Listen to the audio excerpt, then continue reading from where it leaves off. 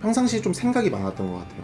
이런저런 생각들이 많고 그 생각이 꼬리를 물고, 근데 이제 그런 경험들 있잖아요. 가끔 생각을 딱 했을 때 이거 되게 괜찮다 이런 생각들이 있으면은 적어두거든요. 저도 마찬가지로 그런 것들을 꾸준히 적어놨어요. 이것들을 컴퓨터로 워드로 한번 다 이렇게 옮겨봤어요. 꽤 양이 돼가지고 옮겨보는데 그게 되게 시같이 보이는 거예요. 그리고 저는 평상시에 좀 창작의 욕구가 강했어요. 이 창작의 욕구가 강하다라는 걸 스스로 구체적으로 인지하기 전에는 나는 그냥 관종인가? 나는 좀 관심 받기 위해서 좀 많이 활동을 하나? 이렇게밖에 생각을 못 했었거든요.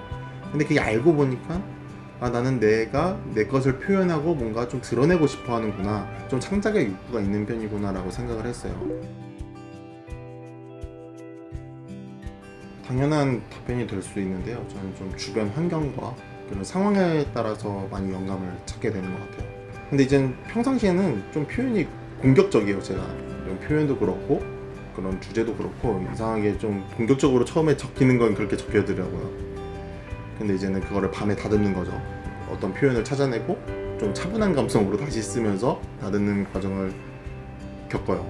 예를 굳이 들면, 제가 교육 정책에 대해서 좀 회의감을 느꼈을 때, 사람들은 맨날 인서울 하지만 막상 교육 정책은 바뀌기를 바라는 뭔가 그런 이중적인 모습을 보고 처음에는 되게 공격적으로 이제 적었다가 다듬은 시가 대표적으로 스카이캐슬, 이번 책에 수록된 시거든요.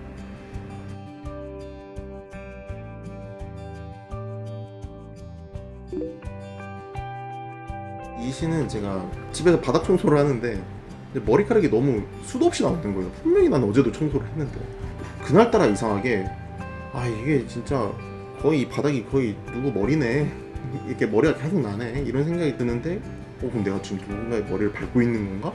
그대로 끄적였던 시예요. 사실 한 번도 다듬지 않은 시기도 한데 여러 가지 의미가 담긴 것 같아서 애착이 가는 시입니다. 제가 종교를 가지면서 이게 누군가의 종말이 분명히 하나하나 있는데 마치 세상의 종말을 계속 기다리면서 신이 다시 찾아올 걸 기대하지만 막상 내 주변에 죽어가는 이웃들은 바라보지 못하는 그런 현실에 대해서 좀 한탄스러웠습니다. 그래서 좀 슬픈 애착이 있는 그런 시입니다. 제가 30년 인생을 살면서 영향을 정말 종교적으로 크게 받았어요.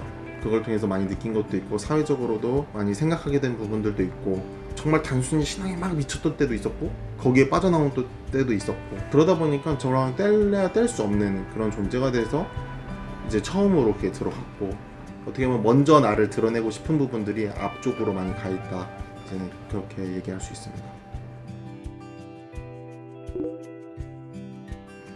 책을 내고 사실 뿌듯한 감정이 먼저 찾아올 줄 알았는데 후련하다라는 감정이 먼저 찾아오더라고요. 속지 디자인부터 표지 디자인까지 모든 작업들을 제가 하다 보니까 은근히 스트레스였던 것 같아요.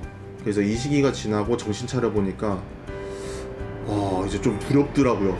왜냐면은 내 첫 작품들이 대중들한테 평가를 받게 되니까 또 그런 생각을 했어요. 이게 내 투박하고 솔직한 내 진솔한 작품들이니까 내가 이렇게 두려워할 필요는 없겠다. 그냥 좀, 그래서 지금은 오히려 많은 분들이 제 책을 봐줬으면 좋겠다, 이제 이런 감정입니다.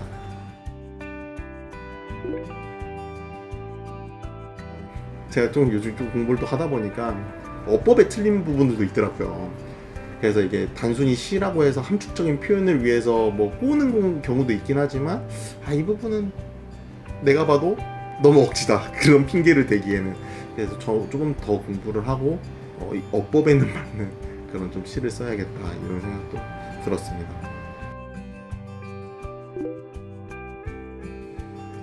네. 어떤 분들은 좀 이런 질문들을 하더라고요.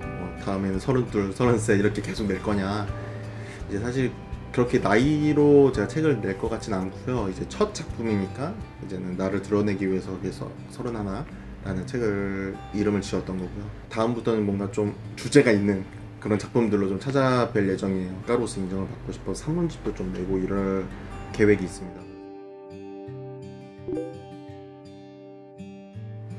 책을 좀 많이 읽으려고 해요. 좋은 글들이라고 평가받는 것들을 읽어야 나한테 좋은 뿌리가 내려질 것 같더라고요. 그래서 좋은 글들을 일부러 많이 찾아서 보려고 하고, 이제 시 같은 것도 필사하면서 외우고, 많은 감동을 줬던 그런 시들을 일부러 저한테 좀 새깁니다. 단순히 쓰는 것만이 아니고 시를 외워요. 그런 작업들을 작가로 활동하면서 만든 계정에다가 꾸준히 올리고, 이제는 사람들과 소통하고 이제 그런 작업들을 하고 있습니다.